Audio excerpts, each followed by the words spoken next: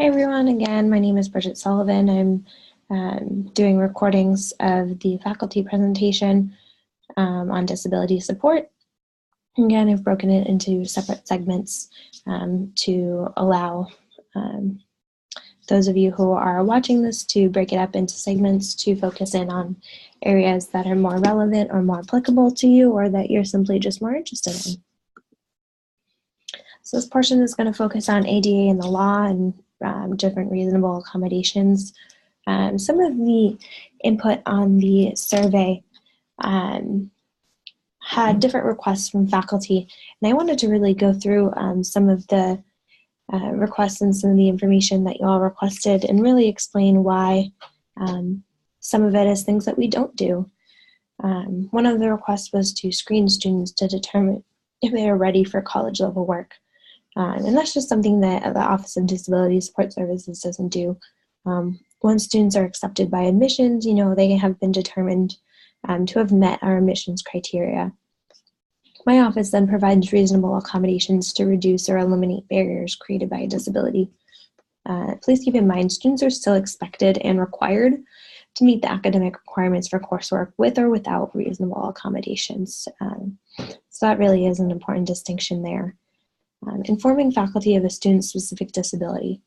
So disability and diagnosis information is protected under ADA, and therefore it's not generally shared with faculty. Students are required to provide accommodation letters to their professors if they want to utilize their accommodations in a particular course.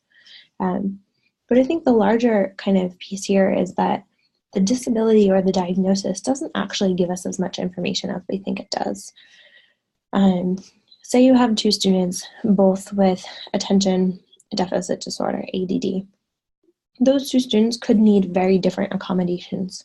So knowing what the diagnosis is really doesn't help you unless you know what the barriers that student faces and how to best mitigate those barriers. So that's where that accommodation letter comes in, which lists what mitigations or accommodations are being provided in order to reduce those barriers. So that's really what's most important here.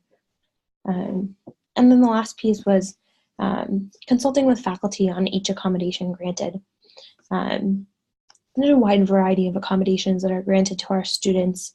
Most of them don't even approach the level of fundamentally altering the nature of a course. So extended time on exams, the use of audiobooks, peer note takers, things like that.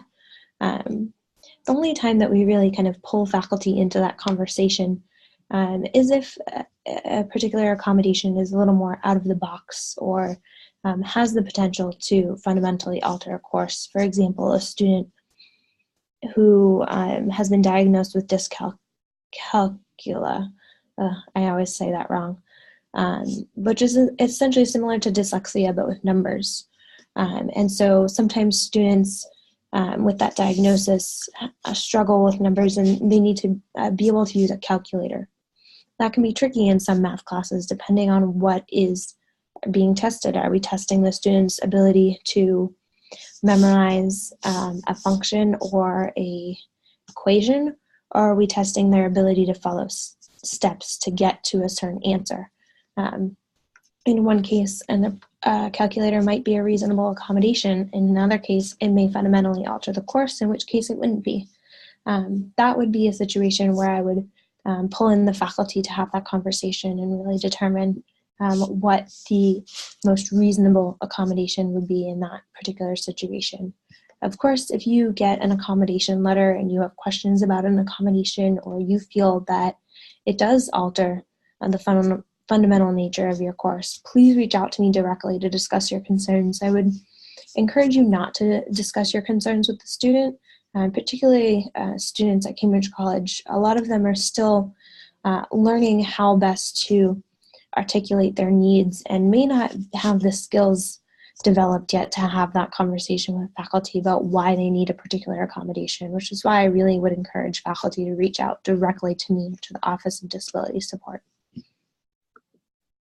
So that concludes that portion of the presentation. Again, click forward and you'll get to the next segment. Thanks.